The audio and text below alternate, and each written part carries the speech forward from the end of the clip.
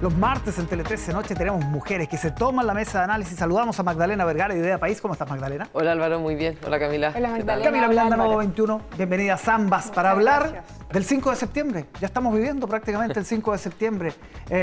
Magdalena, comencemos con lo que se ha planteado respecto, por ejemplo, a las posibilidades de una nueva convención. Ojo que lo han planteado algunos partidos oficialistas también. ¿Cómo podría ser? Con menos convencionales, listas de independientes, escaños reservados. Sí, bueno, partamos de que cualquiera sea el escenario que tengamos el 5 de septiembre con el apruebo o el rechazo, va a ser un escenario muy complejo. Y eso no es evitable. Yo creo que hay que ponerlo sobre la mesa de que vamos a estar en un proceso alto, que vamos a necesitar mucha humildad, altura de miras por parte de las autoridades también para poder enfrentar esto.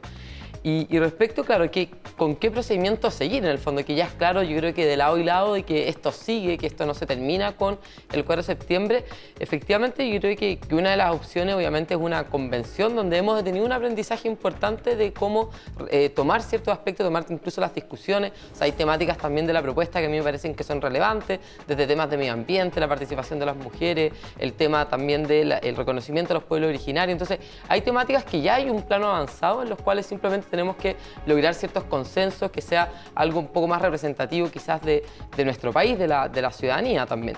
Y en cuanto a los mecanismos, sí, a mí me parece que también el hecho de haber tenido los independientes quizás fue un tema que afectó también la posibilidad de llegar a acuerdos. Hay que buscar una manera de poder encontrarlos de mejor forma, buscar un mecanismo que permita realmente el consenso, los acuerdos dentro de la convención. Yo creo que eso es parte del aprendizaje más importante que quizás tuvimos en este último tiempo. Sí, Camila, yo le he escuchado a hartos dirigentes oficialistas, más del socialismo democrático para ser específico, es decir, hay que aprender de los errores para hablar, por ejemplo, del tema de la lista de independientes, que vayan dentro de los partidos, el tema de los escaños reservados. ¿Cuánto de eso sientes tú que hay posibilidad o margen dentro del Frente Amplio de Apruebo Dignidad de poder llegar a acuerdos respecto a una eventual nueva convención, si es que gana el rechazo, siempre en ese escenario? Sí, de hecho me quiero tomar de esa prevención porque este escenario solo es posible en cualquiera de las variantes si el 4 de septiembre decidimos mayoritariamente por una opción. Entonces aprovecho siempre de hacer el llamado a votar el 4 de septiembre. Y en esta conversación, en el caso de que la opción de que no es aprobar gane, creo que también hay que ponerle una pregunta a ellos. ¿Qué pasa en el caso de que sí gane el apruebo? Porque en la Constitución, la propuesta de nueva Constitución establece un camino, una sugerencia, pero no han señalado al respecto en toda la discusión que viene ciertas leyes que van a plantear. En el caso anterior que el que tú me planteabas, me parece que hay un consenso general en el apruebo, en las fuerzas políticas del apruebo, porque es mucho más amplio que partidos políticos, de que hay que respetar la voluntad ciudadana que implicó escribir una nueva constitución y esa escrita en una convención constitucional, es decir, un órgano 100% electo para esas funciones. Dentro de eso, efectivamente, hay distintas lecturas que creo que son propias también de un proceso inédito que hemos tenido sobre cómo resultó, y creo que en eso efectivamente hay diferencias.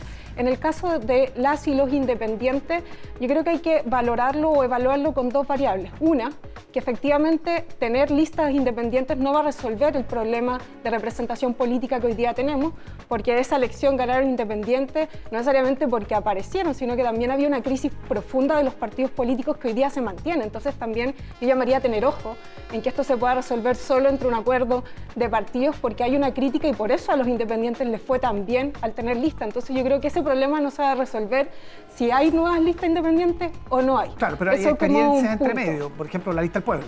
Claro, es una experiencia, pero tiene que ver también con este otro proceso de crisis de los partidos. Entonces yo creo que hay que abordarlo conjuntamente, porque de lo contrario decimos ya, cerrando esa posibilidad, ahora vamos a tener capacidad de llegar a mejores o mayores acuerdos. Yo diría que eso uno no lo puede afirmar tampoco, pero porque sigue habiendo una crítica a todos los partidos muy clara de la ciudadanía, o sea, de las instituciones a que menos se confía. Sí, claro, o sea, no es la que menos se confía, pero efectivamente igual los partidos te dan cierta responsabilidad referente un poco a lo que se está discutiendo, a cómo se va a hacer el trabajo y qué es lo que están pensando. O sea, si uno piensa en la lista del pueblo, se desvaneció en el fondo en medio de la convención.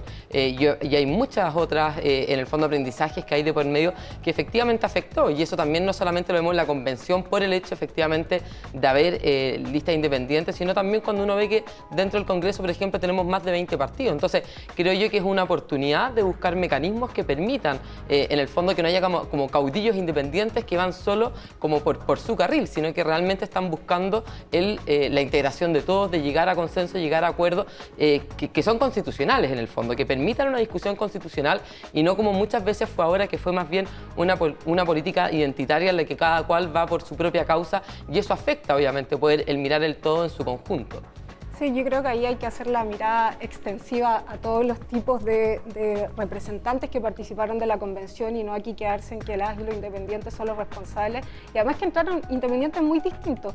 Yo, por ejemplo, pongo el foco en algunas personas que entraron como defensoras del agua, que por esas personas se avanzó sustantivamente en recuperar el agua que hoy día está privatizada. Entonces, hay también efectos muy positivos en los avances de la propuesta de nueva Constitución gracias a esa representación. Entonces, yo creo que efectivamente hay que conversarla, porque requerimos una representación que sea efectiva en la sociedad.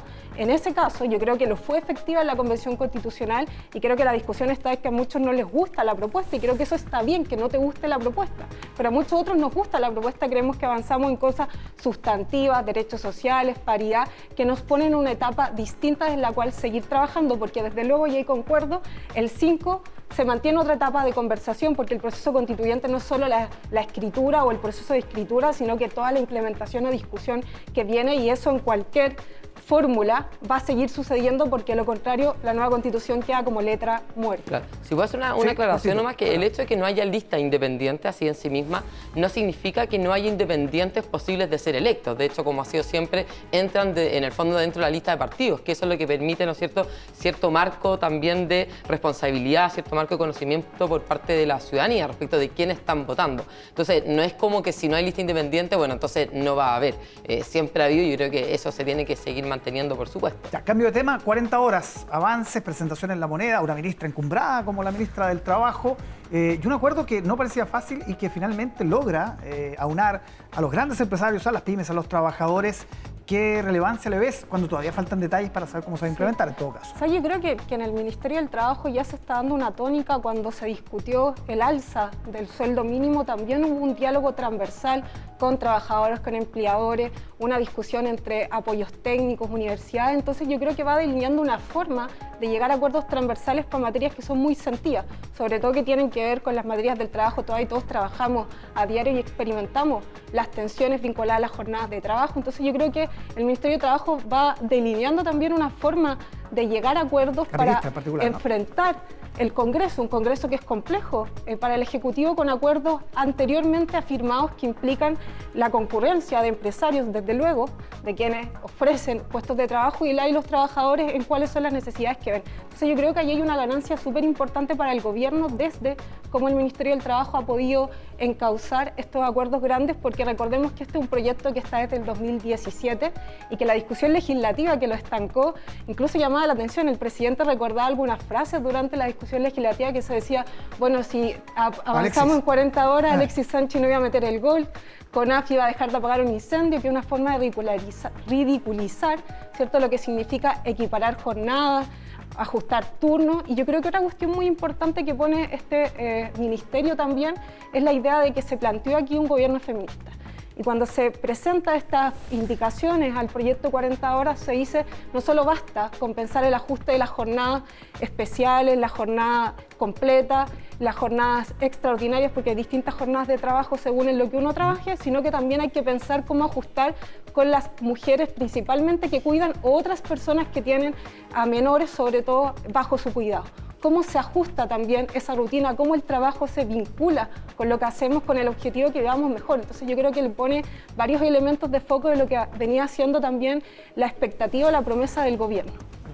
Sí, yo creo que aquí el gran cambio también está en el propio cambio que, por ejemplo, tuvo el gobierno ahora, que sí estuvo dispuesto a negociar y a llegar a acuerdos. Recordemos que en su minuto, el año 2017, la verdad es que no hubo ninguna disposición a cambiar nada, ni a la progresividad, ni a la adaptabilidad. Entonces, todas esas cuestiones que fueron discutidas en su minuto, es ahora que el gobierno dijo, bueno, estamos dispuestos realmente a darle una mayor flexibilidad finalmente a las 40 horas. Y yo creo que en esto, obviamente, hay que mirar el panorama completo. Yo creo que es algo positivo positivo en su caso poder ir avanzando a esta reducción de la jornada laboral, teniendo en cuenta cómo esto puede impactar en la familia, efectivamente en la salud mental de las personas. Creo que es algo positivo y que permite esta mirada un poco más integral, ¿no es cierto?, de las cuestiones. Pero obviamente tampoco podemos dejar de lado todo lo que puede afectar en su minuto en los temas de empleo. Entonces, cuando no se quería plantear, por ejemplo, una progresividad del proyecto, bueno, eso iba a impactar en la empleabilidad de las personas, que se iban a perder trabajos, puestos de trabajo. Entonces, eso es lo que no queremos lograr. Y ahora que se aumenta, por ejemplo, una progresividad a 5 años, que es algo que estableció esta mesa en su minuto, no me acuerdo cuándo fue, pero el nombre específico, pero el 2019, bueno, se retomaron muchos en el fondo, los acuerdos o consejos que se dieron para mejorar definitivamente el proyecto. Obviamente, esto creo yo que tiene que seguir conversándose en el Congreso para seguir avanzando en mejora, en dar mayor flexibilidad, de manera que permitamos efectivamente llegar a un acuerdo que sea adecuado. Vamos a ver cómo siguen esas indicaciones y esa tramitación en el Congreso. Magdalena, Camila, muchísimas gracias por acompañarnos como todos los martes. Que estén muy bien. Muchas gracias, que estén bien.